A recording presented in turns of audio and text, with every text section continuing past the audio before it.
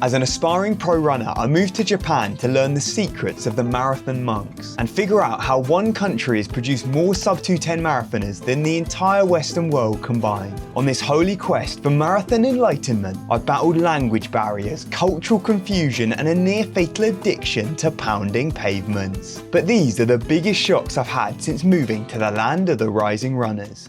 Now, this topic came to mind during one of my peaceful weekend getaways, aka the Racing Across Japan extravaganza, as I attempt to take over the nation one race at a time. But this change of scenery had me reminiscing of running back home and made me realise just how different my marathon lifestyle is over here. So let's pick up where we left off in the last episode in the wilderness of Yamagata to savour one last run before heading back to the chaos of central Tokyo. Oh, look at this, beautiful stuff. Nice early morning. Get out for a picturesque, scenic countryside run. Oh, I can't wait. So I stayed on after the race for another day in that same guest house to have a bit more time to explore outside of the 1.9 kilometre Yoyogi Park loop that's usually on the menu every day. I just bumped into one of the other runners who was staying in the same guest house as me.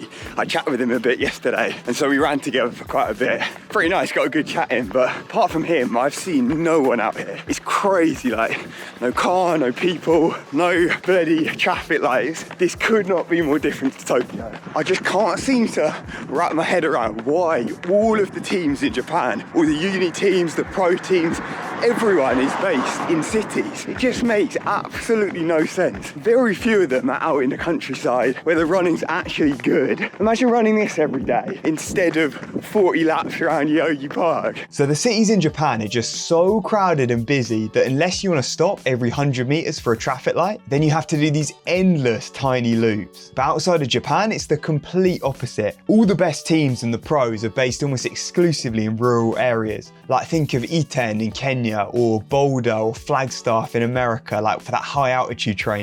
I think part of the reason I like this kind of vibe so much is because it's what I grew up running in. So when I started running in the UK, I was, I don't know, maybe 10, 11, something like that. And we lived in the countryside, maybe an hour north of London. You had these like farmers' fields, trails, footpaths, absolutely no traffic lights or anything. They just did not exist. It was perfect for running. And then once you've had a taste of that, it's impossible to go to a mega city where, yeah, you're just constantly being broken up on the run. But unfortunately, my brief stint in Yamagata was over and it was back to business in the urban jungle. But it's really made me realise the difference in vibes between here and Tokyo. During this mini trip, I had more conversations with random strangers than I have all year in Tokyo. Everyone seemed to be fascinated by what this strange white geezer was doing, cruising round their ends. I had a few people just on this run alone shouting, "Kakui! Oh, hayai!" Every shop or restaurant I went into, people would start chatting to me, asking what I was up to. I basically felt like an instant local legend. Whereas that literally never happens in Tokyo. Even though I've been living here for like a year and a half, you'd almost never just have a random chat with a stranger. I think Tokyo's apparently notorious for this, like especially compared to other places around Japan. Everyone's really in their own little bubble. It's a very sort of fast-paced lifestyle. You see everyone around me is just heading off to work, like they're zoned in, and everyone's very, very polite, but I wouldn't say they're overly friendly, especially compared to like America. Just before coming to Japan, I was living in the deep south, like Savannah, Georgia, and it's so funny the difference. Like when I was there, it'd be impossible to walk down the street without someone making a comment or just starting randomly chatting to you. Like they were the most overly friendly people I've ever met. And then you come here and it's like, yeah, everyone's super sort of shy. And it is especially Tokyo, because when I've traveled to other bits of Japan, people are way, way more open and sort of inquisitive. Whereas in Tokyo, it can take a while to sort of break down that barrier. Like once you get close to someone, they're very friendly, like other runners that I'm mates with now, but it takes a lot longer to bridge that gap, I reckon. So that closed off, more introverted part of the culture is something I'm not the biggest fan of. But as I was heading over here to the river for a run, I remembered one of the greatest things about Japan, and it's a comment I get a lot on my channel: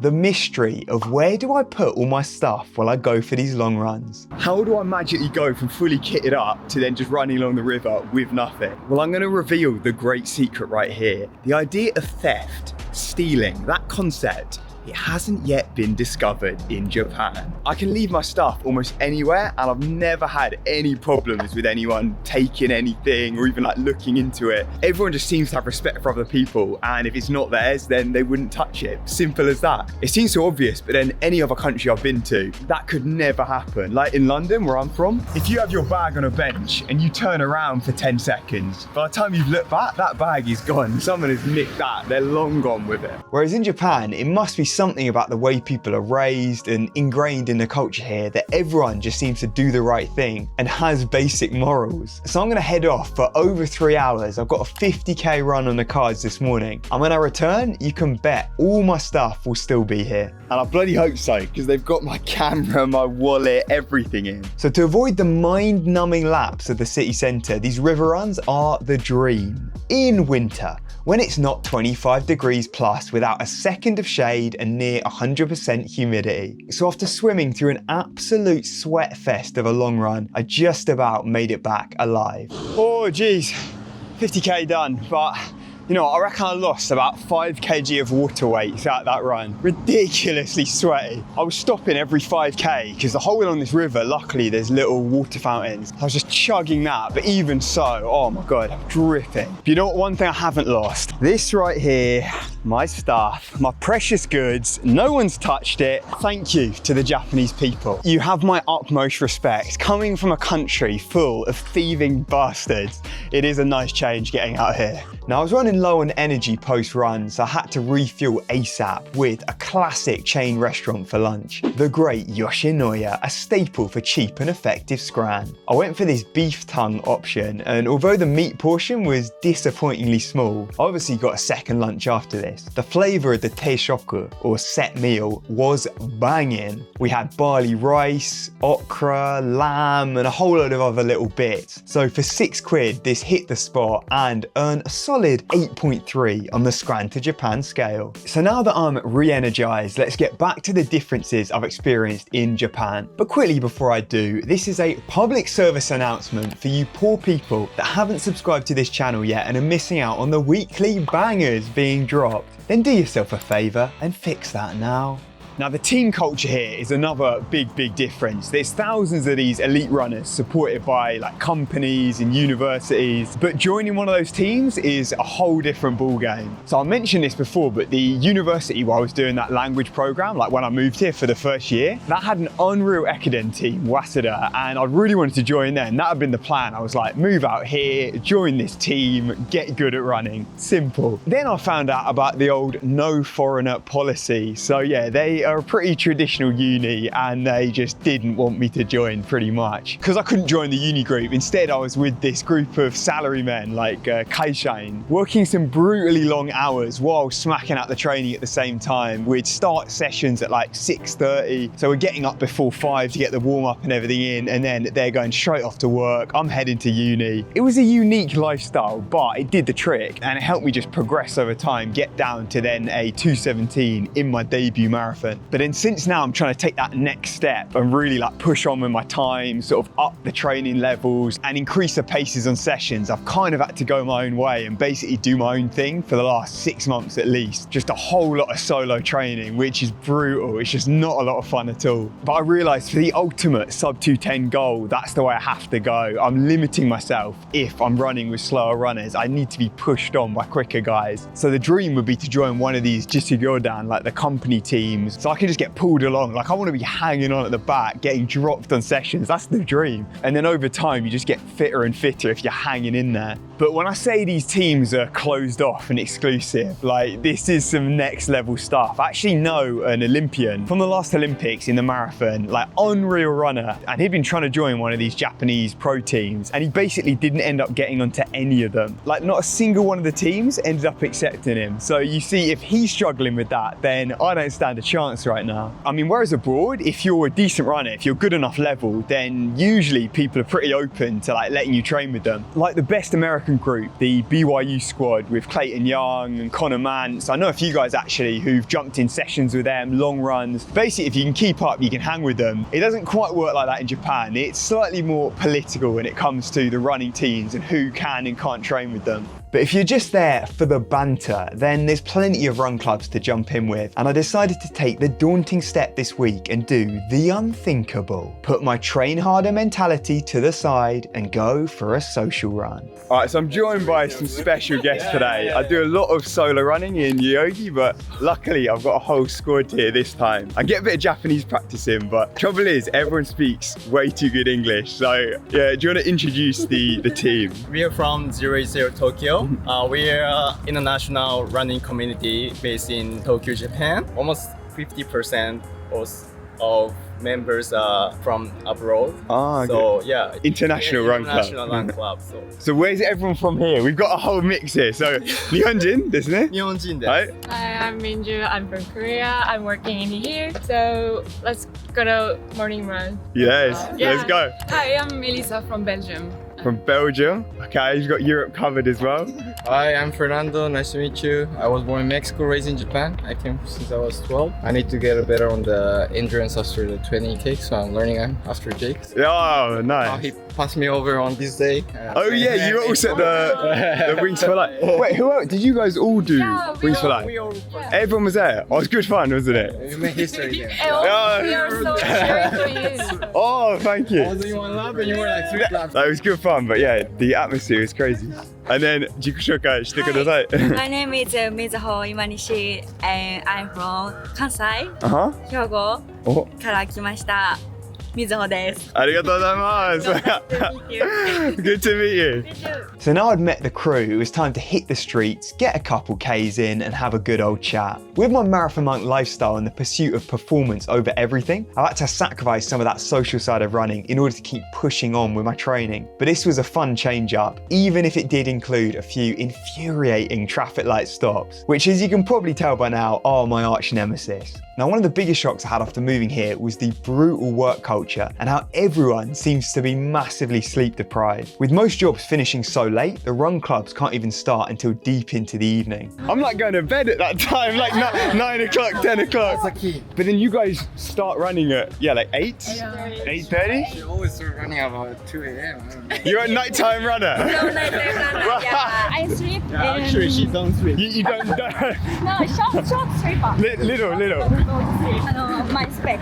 This Nihonjin style, eh? Oh yeah, this is so classic. Like all my old training partners, they're unreal runners, 220 marathoners or under, some of them even. But they seem to be operating off about 4 to 5 hours sleep. It's an absolute killer with the risk of injury and recovery from training. I just don't see how it's sustainable long term. But like how Kawada mentioned last week, when he was running seriously and training for the Hakone Ekiden, he was getting up at 4:45 every day. And it's the same for all the pro runners here with the early starts. And then you look at the Western pros and they're rolling out of bed leisurely at about 9 a.m, 10. I've heard the Japanese guys though describe this as a weakness, like lying in. It's seen as lazy. That time could be spent training. So the aspect of recovery, in my opinion, is massively underrated here. I need my 8 hours minimum or there's no chance I can bang out 250k weeks. But now what about the old language challenge? So you took English classes? Yeah. But most Japanese people can't speak much English. Like it's very basic. Whereas you can easily have conversations.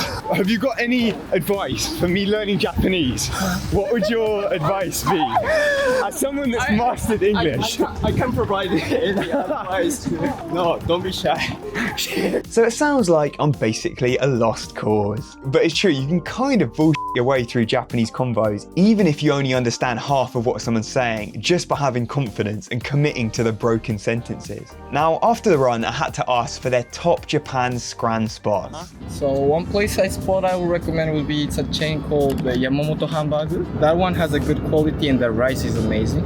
You can eat as much as you want. Like unlimited rice? Yeah. I love this with the restaurants here, just so, I'll get like 3-4 bowls.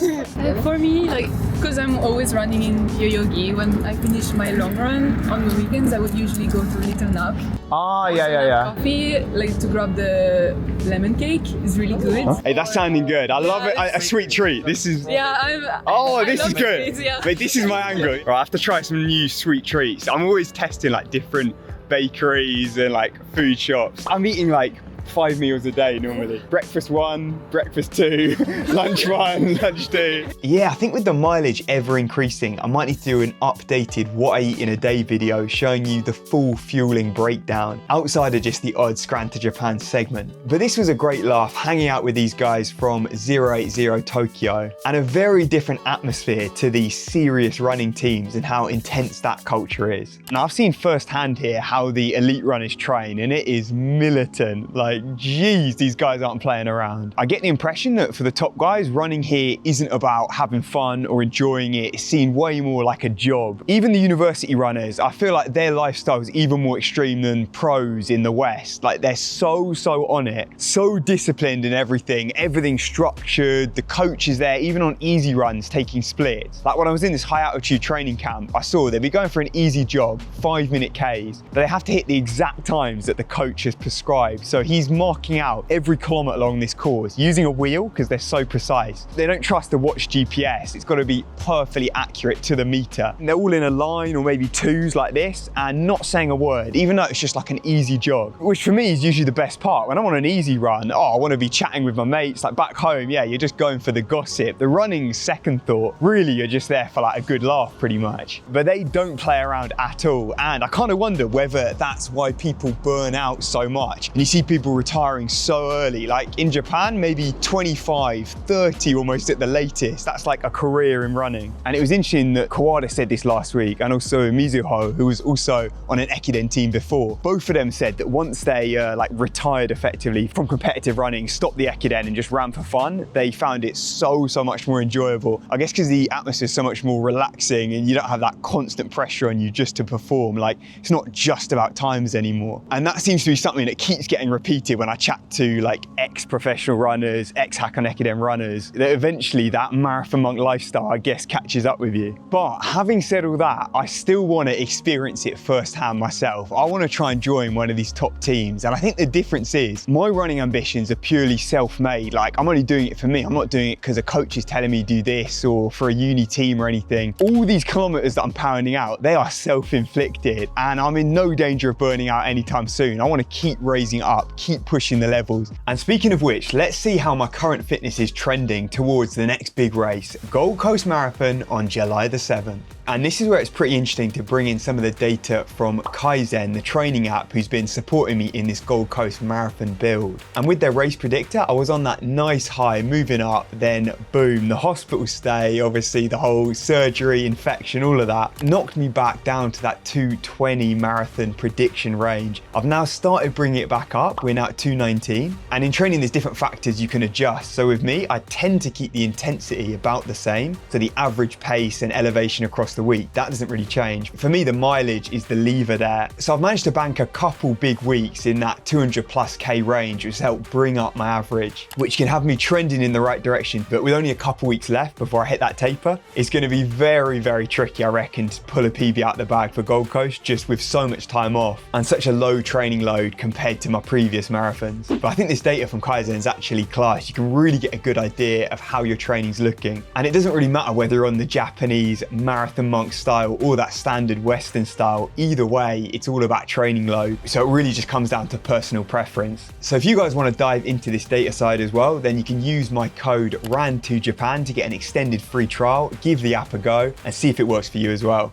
And after Gold Coast, I want to keep building the foundations, stacking those monster weeks in Japan. And I feel like I'm still only just scratching the surface with this Japan running culture. Like, there's so much more to learn, especially with that language barrier. I've got to overcome that one. And as I hopefully get better and better with Japanese, the more I'll be able to work my way into these teams, because it takes time. But the quicker I get as well, the more opportunities there'll be. Like, I've ran with some pro runners recently and made friends with some of the elite guys. So I feel like I'm slowly working my way in there, you know, just undercover, covert agent style. Next thing you know, boom, I'll be an official Japan Ekiden member, certified marathon monk. So what I'm going to try and do now is just utilize all the connections that I've made so far in Japan and do whatever I can to try and join one of these top teams with these elite marathoners and really get a proper feel for it and just see how far I can take this little running thing. So stay tuned with some big plans hopefully for this channel. But I hope you've enjoyed this one. This has been Jake with Ran to Japan. I'll see you in the next one. Remember, train harder, not smarter.